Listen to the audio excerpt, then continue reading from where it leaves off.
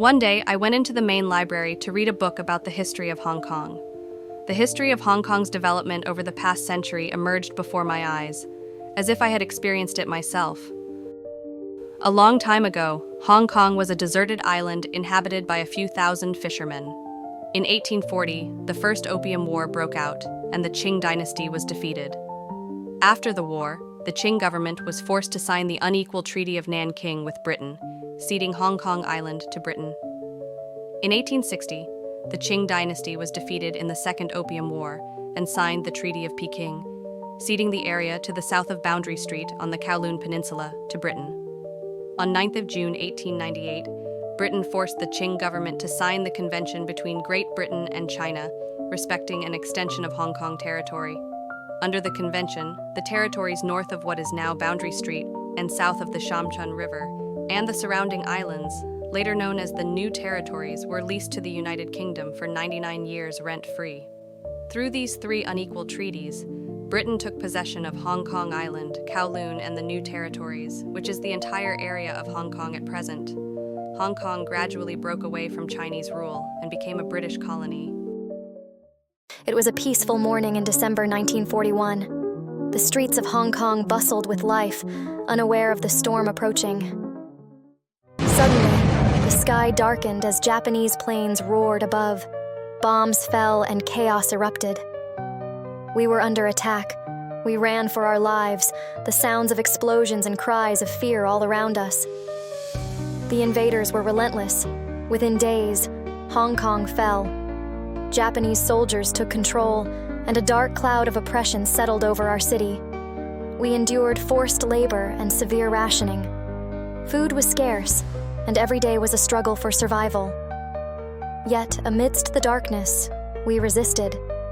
Small acts of defiance, secret gatherings, and whispered plans kept our spirit alive. After years of suffering, the Allies arrived. Liberation brought tears of joy, but the scars of occupation remained. We rebuilt our city from the ashes. Today, Hong Kong stands tall, a testament to our resilience and spirit.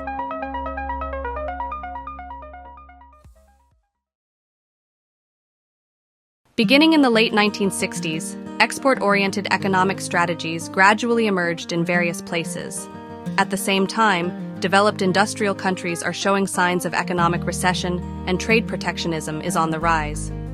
In the 1970s, Hong Kong's economy began to take off.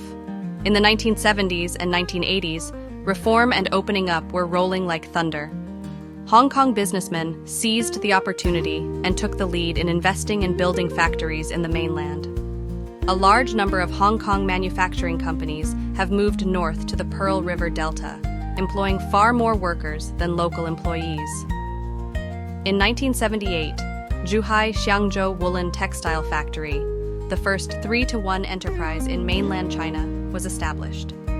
In 1983, the White Swan Hotel, a joint venture between Hong Kong businessmen and the mainland, officially opened in Guangzhou. Hong Kong has seized the opportunity of the takeoff of the mainland's manufacturing industry and successfully transformed into an important bridge between the mainland and the world market, becoming one of the 4 Asian tigers. One day, I was reading a history book in the library of the University of Hong Kong. The book is about the history of the handover of Hong Kong. At that time, many Hong Kong citizens were discussing in the streets. After the handover of Hong Kong, the Chinese government demolished the old Kowloon walled city. The Chinese government has built a lot of new buildings in Hong Kong. Hong Kong becomes more prosperous and beautiful.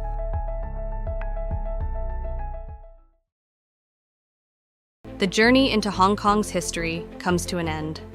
I walked out of the main library at sunset and was swept along by the crowds on the train to Central. I wandered among the towering skyscrapers, rode on the Peak tram etched with history, and watched the streetscape recede as it flew by outside the window. I wandered the cliffside trestles until the night view of Victoria Harbour was clear in my eyes. The city of the vibrant, the city of hope, the Pearl of the Orient, has survived a turbulent 100 years of history and is now running into the future. Tonight, I sleep with Hong Kong.